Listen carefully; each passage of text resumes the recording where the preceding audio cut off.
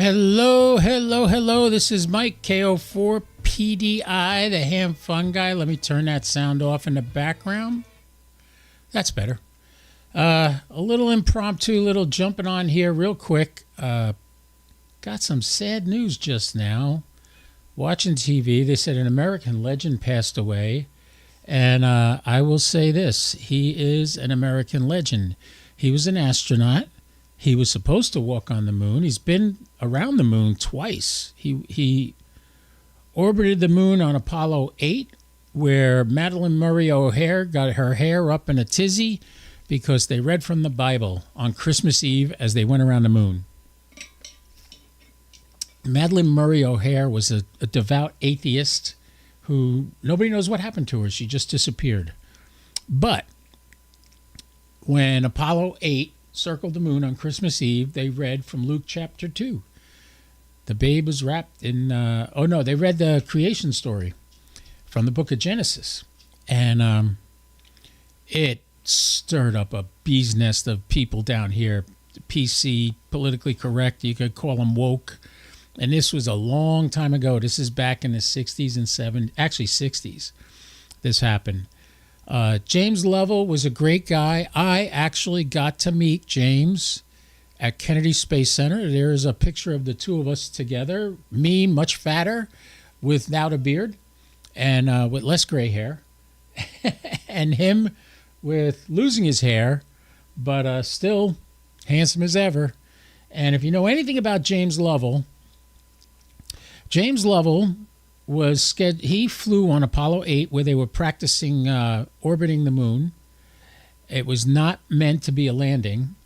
Apollo 13 was the flight he was supposed to land on the moon. Now, these were not the only two space flights James was on. He was on Gemini. He was not in Mercury. He was in the Gemini program and in the Apollo program. James, I got to meet him and talk to him, and he was selling his autograph for $300, and I didn't have the money at the time. Today, I would have killed to get his autograph, but I didn't get it. But I said to him, I said, can I get a picture with you? And this is the picture we took. And it was very nice of him to take a little time out. Nobody was, it's funny. I look at these guys like they're legends. If you ever saw Apollo 13, the movie, what's really cool is when Tom Hanks and his crew come onto the aircraft carrier after being recovered, they shake hands with the captain. Well, the captain in the movie is James Lovell. They gave him that cameo appearance to walk on and do the appearance in the movie. So the other thing that was really funny, 2016, I'm down at Kennedy Space Center. Turns out it's the grand opening of the International Astronaut Hall of Fame on the Visitor Center grounds. It used to be in another part of Titusville. They moved it onto Kennedy Space Center in its own building. It's absolutely gorgeous to look at. And if you remember Robbie the robot from Lost in Space, that robot is in that building, which is really cool. You get to go see it. But James was there along with a bunch of other astronauts, Buzz Aldrin, Walt Cunningham, and a bunch of other ones. And he was giving autographs and stuff. Here's a quick picture of Buzz Aldrin that day. There he is right there. And here's James walking out of the Astronaut Hall of Fame, the Heroes and Legends building at Kennedy Space Center Visitor Complex. There's James Lovell coming out of that building when they were introducing all the astronauts. And I got to meet so many astronauts that day. I remember the story I tell you about Catherine Thornton, who talked about, she talked about how she was actually the woman who fixed the Hubble Space Telescope in a spacewalk. And this is her and I. Like I said, less gray hair, no beard, and fatter, 68 pounds heavier. Anyway, Catherine was the one that told us. I asked her if she thought the movie Gravity was realistic as far as how they showed Sandra Bullock floating in space. And she said to me, nope, wasn't realistic at all. I'm like, really? That scene where she's floating by the cupola on the ISS, that wasn't realistic? She said, nope, not at all. I never would have let go of George Clooney. If you've seen the movie, you get the joke. And she was a real sweetheart. And it was really great meeting her. But I met a whole bunch of astronauts that day, and I bought 2 autographed Buzz Aldrin books that day. Here I got to meet, this is cute. My brother John's middle name is Gordon, named after Gordon Cooper. This is his wife. Gordon passed away a long time ago, but this is his wife. And I got to talk to her and tell her that story about how my brother was named after her husband. Because he was born at the exact same time that Gordon Cooper splashed down in the Pacific. I have other pictures here I want to show you. There is something down at the Kennedy Space Center where James Lovell's going to live forever. And I'll show you why in a second as soon as I find the picture. No sense panning through all of these because I'll never find it. Where the heck is it? It's here. These are my favorites folder on my iPhone I'm going through. Darn, I just saw it. It's got to be here somewhere. What James did was they asked him a series. They asked people, what questions would you like to ask the astronauts? And he did this thing. And now today, you can go to Kennedy Space Center and ask James Lovell a question. Oop, that's not what I wanted. I want, let's view. There we go. Here it is. This is Jim Lovell in a hologram, and there's a panel in front of him that has questions, and you tap on the question, and he gives you the answer. So James Lovell lives on. He's still around. He was 97 years old.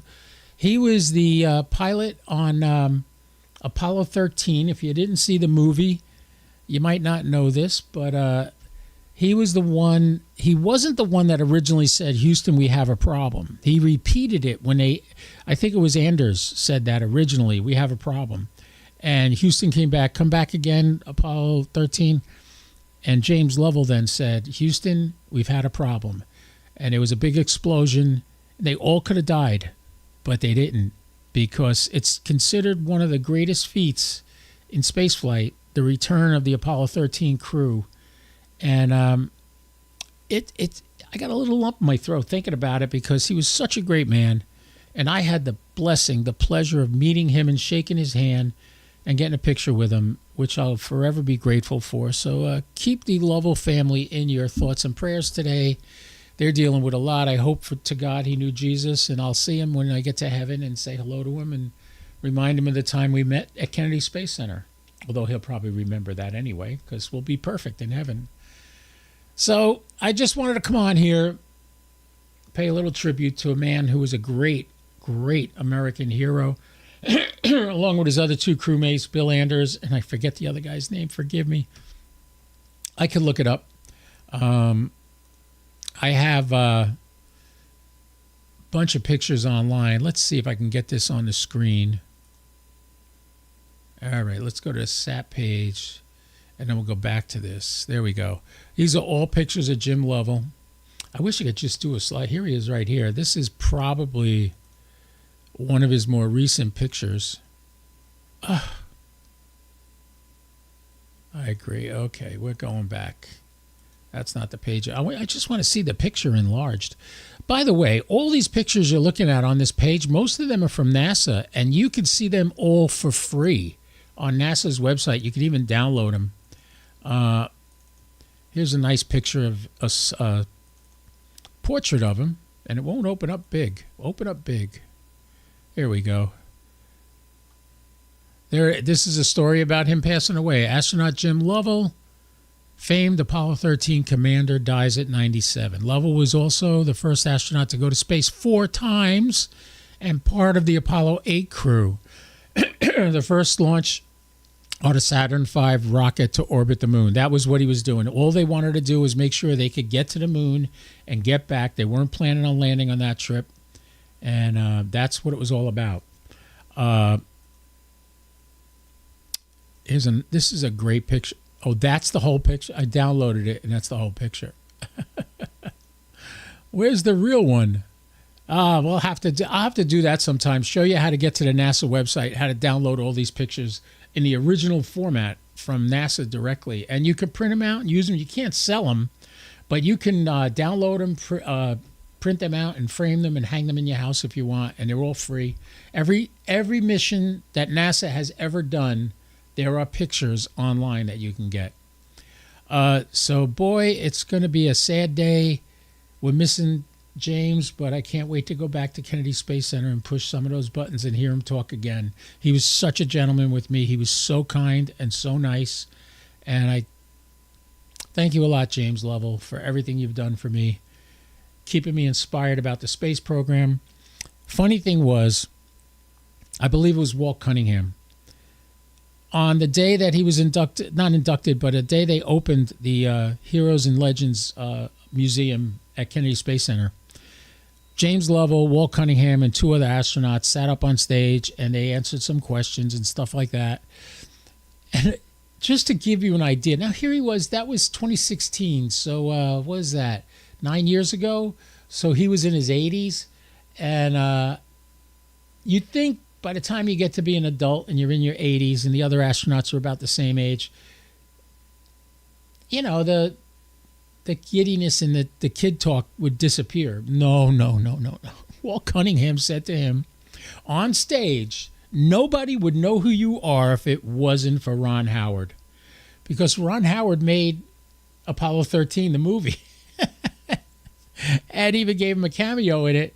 And he goes, you're the only man that became famous by screwing up.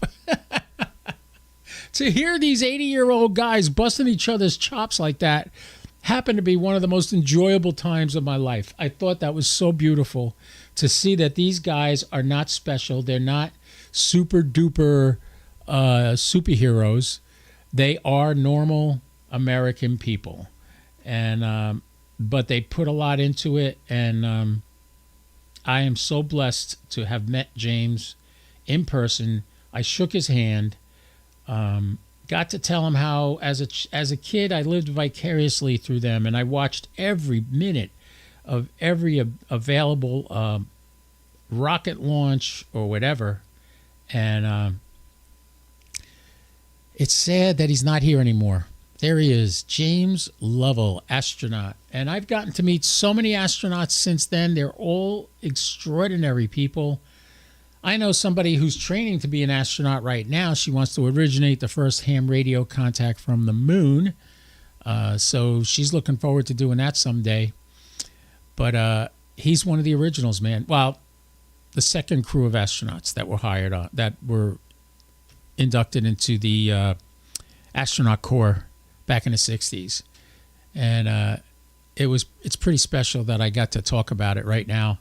And just share my appreciation for everything he's done, and he's going to be missed. But the dirty little secret is none of us are getting out of here alive, so I hope you got your cards all in the right order and your life is good and you love Jesus, because that'll solve half your problems when you die. Actually, it'll solve all your problems when you die and you have no more tears. So, hats off to Jim Lovell. God bless you. God bless your family. I wish you well in the afterlife, and I hope I get to meet you again someday. So on that note, I just want to leave you with that and say thank you, James, for all you've done for me. Let's just take a minute. Thank you, James Lovell.